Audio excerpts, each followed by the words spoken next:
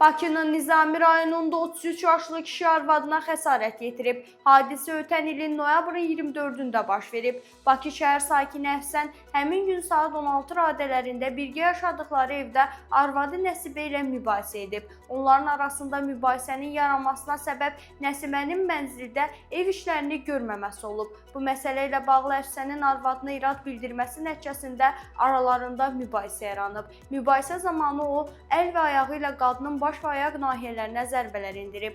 Nəticədə Nəsibəyə sağlamlığın qısa müddətə pozulmasına səbəb olan xəsarətlər yetirilib. Faktla bağlı Əfsənə Cinayət Məcəlləsinin 128-ci qəsdən sağlamlığa zərər vurma maddəsi ilə ittiham elan edilib. İş üzrə izahat verən Əfsən ona elan olunmuş ittiham üzrə özünü təqsirli bilib. O ifadəsində törətdiyi əməli etiraf edib. Barəsində amnistiya aktının tətbiq edilməsini və cinayət işi üzrə icraata xitam verilməsini istəyib. Nizami rayon məhkəməsinin hökmü ilə Konstitusiya və suverenlik ili münasibəti ilə amnistiya elan edilməsi haqqında Milli Məclisin 19 dekabr 2025-ci il tarixli qərarının müvafiq bəndlərinə əsasən təqsirləndirilən şəxsin barəsində cinayət təqibinə və işin icraatına xitam verilib.